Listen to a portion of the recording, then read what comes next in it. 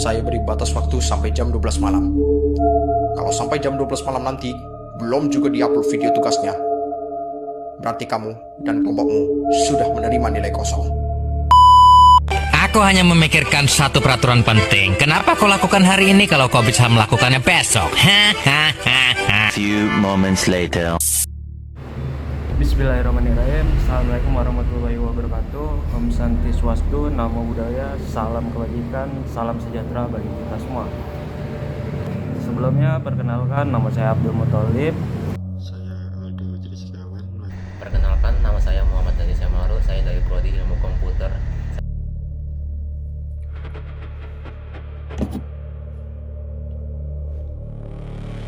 Baik, terima kasih.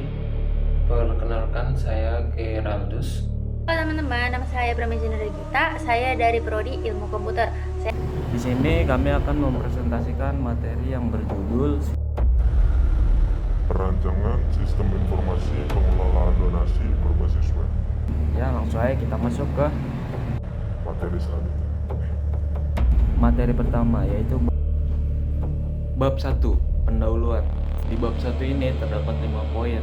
Yang pertama yaitu latar belakang, yang kedua rumusan masalah, yang ketiga tujuan, yang keempat manfaat, dan yang terakhir ruang lingkup. Yang pertama kita masuk ke latar belakang.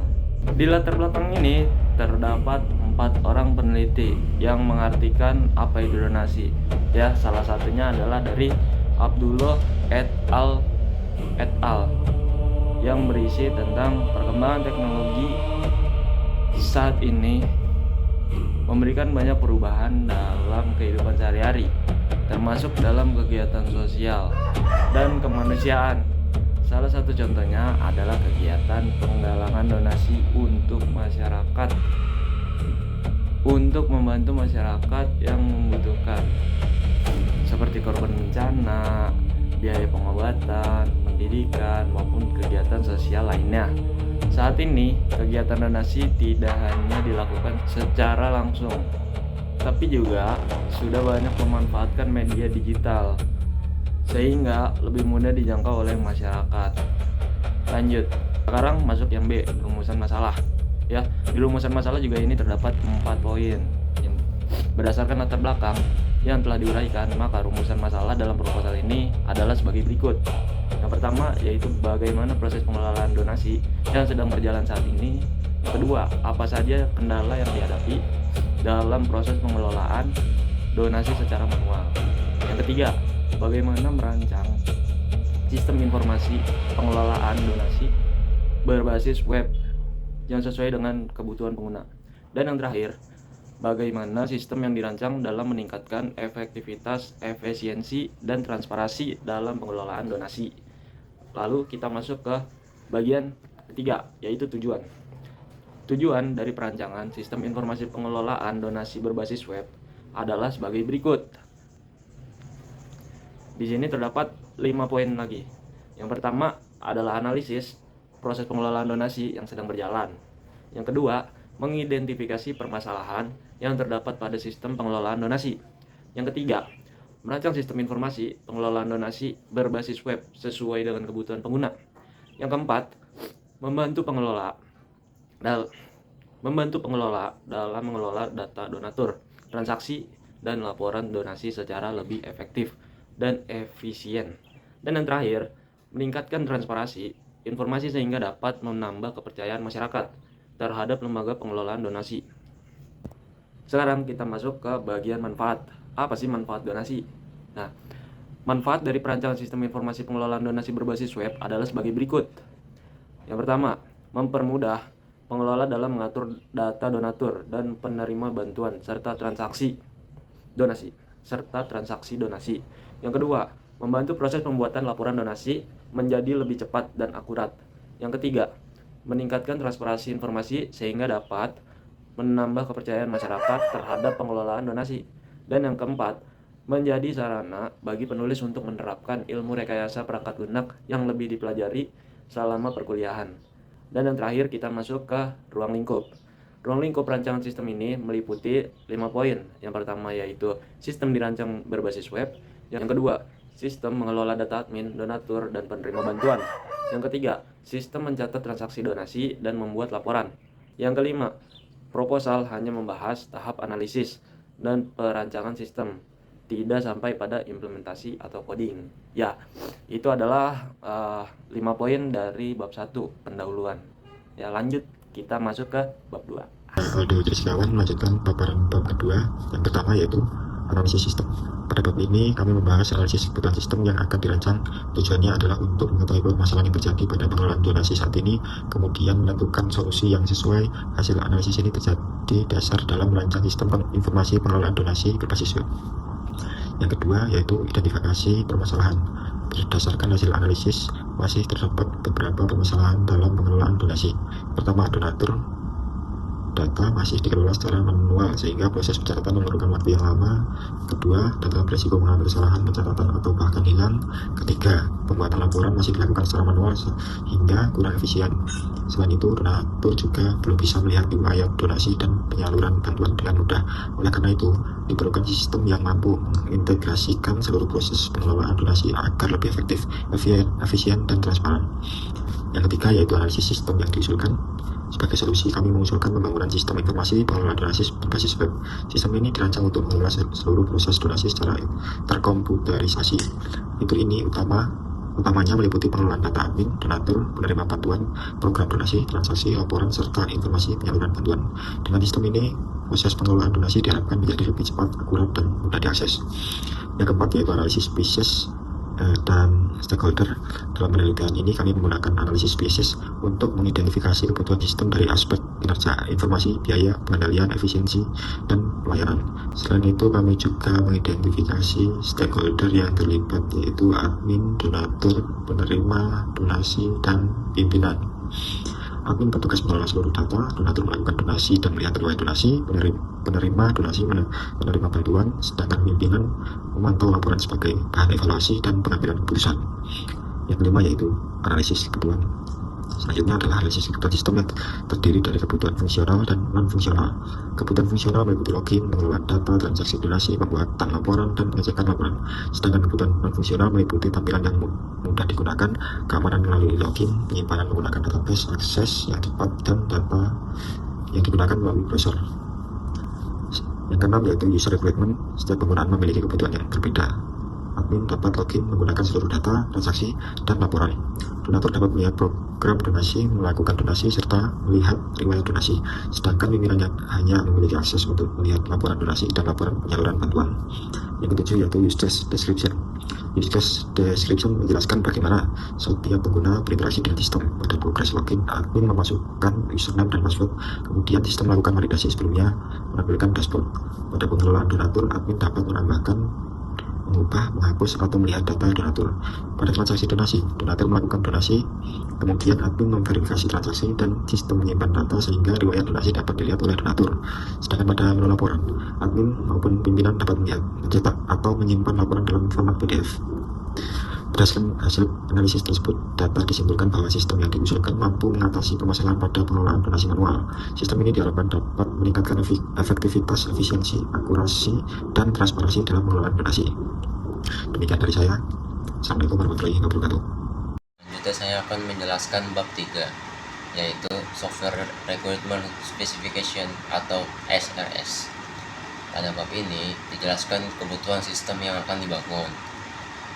Sistem memiliki 3 aktor utama, yaitu admin, donatur, dan pimpinan. Admin memiliki hak akses penuh untuk mengelola data donatur, program donasi, transaksi, dan laporan.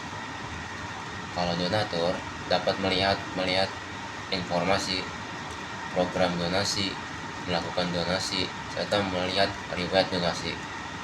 Sedangkan pimpinan hanya memiliki hak akses untuk melihat laporan donasi sebagai bahan evaluasi. Dari sisi kebutuhan fungsional, sistem menyediakan fitur login, pengelolaan data, transaksi donasi, riwayat donasi, pembuatan laporan, dan logout. Untuk kebutuhan non-fungsional, sistem dirancang berbasis web sehingga dapat diakses menggunakan browser. menggunakan database MySQL serta memiliki mekanisme login dan hak akses untuk menjaga keamanan data. Dengan adanya spesifikasi kebutuhan ini, proses perancangan sistem pada bab berikutnya dapat dilakukan dengan lebih terarah. Demikian penjelasan mengenai analisis sistem dan kebutuhan sistem. Selanjutnya akan dijelaskan mengenai perancangan sistem pada bab 4 yang meliputi diagram UML, perancangan database, serta desain antarmuka sistem. Tentang perancangan sistem informasi pengelolaan donasi berbasis web. Perancangan sistem dilakukan berdasarkan hasil analisis kebutuhan yang telah dibahas pada bab sebelumnya. Tujuan dari perancangan ini adalah memberikan gambaran mengenai proses kerja sistem yang akan dibangun sehingga dapat menjadi pedoman pada tahap implementasi. Perancangan sistem dilakukan menggunakan Unified Modeling Language dan perancangan berbasis data sebagai acuan dalam pengembangan perangkat lunak. Yang ke-A, perancangan use case diagram. Use case diagram digunakan untuk menggambarkan hubungan antara aktor dengan fungsi-fungsi yang tersedia pada sistem. Diagram ini membantu menjelaskan aktivitas yang dapat dilakukan oleh setiap pengguna sesuai dengan hak aksesnya. Pada sistem yang diusulkan terdapat 3 aktor utama, yaitu admin, donatur, dan pimpinan. Admin memiliki hak akses penuh untuk mengelola seluruh data. Donatur dapat melakukan donasi dan melihat riwayat donasi, sedangkan pimpinan dapat melihat laporan donasi dan penyaluran bantuan. B. Kegiatan diagram login. Kegiatan diagram login menggambarkan proses pengguna melakukan login ke dalam sistem dengan memasukkan username dan password. Sistem kemudian melakukan validasi data sebelum menampilkan halaman utama. Diagram ini menggambarkan proses ketika donatur melakukan donasi melalui sistem sehingga data donasi tersimpan ke dalam database. Yang ke D, kegiatan diagram laporan. Diagram ini menjelaskan proses admin atau pimpinan dalam melihat serta mencetak laporan donasi. Yang ke E, perancangan sequence diagram. Sequence diagram digunakan untuk menggambarkan interaksi antara aktor dengan sistem berdasarkan urutan waktu. Diagram ini menunjukkan bagaimana objek saling berkomunikasi dalam menjalankan suatu proses. Yang ke-1, sequence diagram login. Diagram ini menunjukkan proses komunikasi antar pengguna dengan sistem melakukan login. Yang B, sequence diagram donasi. Diagram ini menggambarkan urutan proses transaksi donasi mulai dari donatur, melakukan donasi, hingga data tersimpan pada database. F, perancangan kelas diagram. Kelas diagram digunakan untuk menggambarkan struktur kelas yang terdapat pada sistem beserta hubungan antar kelas. Diagram ini menjadi dasar dalam proses pembuatan program karena menjelaskan atribut dan metode yang dimiliki setiap kelas. Pada sistem yang diusulkan terdapat beberapa kelas utama, yaitu admin, donatur, program donasi, penerima bantuan, dan laporan. G, perancangan entity relationship diagram. Entity relationship diagram atau ERD digunakan untuk menggambarkan hubungan antar entitas pada basis data. Perancangan ERD bertujuan agar struktur database lebih terorganisir dan meminimalkan terjadinya redundansi data. Entitas yang digunakan pada sistem meliputi admin, donatur, program donasi, dan penerima bantuan. H, normalisasi.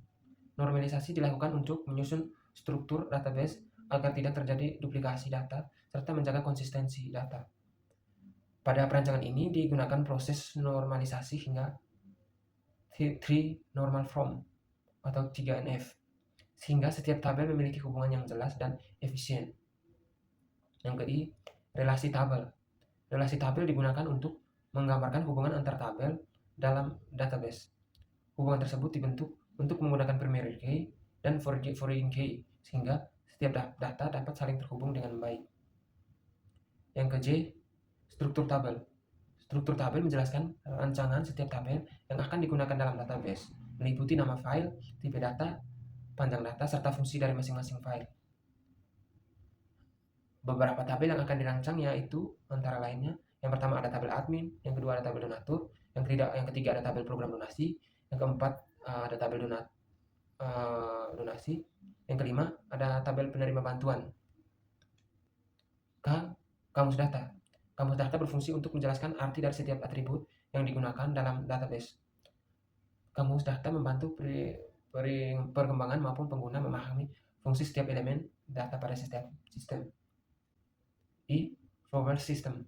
Folder system digunakan untuk menggambarkan alur kerja sistem secara keseluruhan, mulai dari proses login, pengelolaan data, transaksi donasi, hingga pembuatan laporan. Dengan adanya flowers, alur proses sistem dapat dipahami dengan lebih mudah sebelum sistem dikembangkan. Baik, sekian saja pemaparan materi dari saya. Terima kasih. Saya akan membahas di bab 5, desain antarmuka atau UI mockup. Mahasiswa membuat desain antarmuka, disebut juga boleh mockup atau freehand, menggunakan alat seperti kayak Sigma, Canva, Drive, Balsamiq, atau aplikasi sejenisnya. Desain harus konsisten dengan kebutuhan sistem yang telah dianalisis sebelumnya, minimal terdiri dari 6 rangkaian. Ada halaman utama, ada dashboard, ada master data, ada menu transaksi atau juga menu laporan dan menu pengaturan. Oke, kesimpulannya dari Pramesti di bab 6 ada penutup dan lampirannya. Kesimpulannya, 1. Dia rangkuman hasil analisis, perencanaan, dan sistem yang telah dilakukan. Terima kasih. Sekian.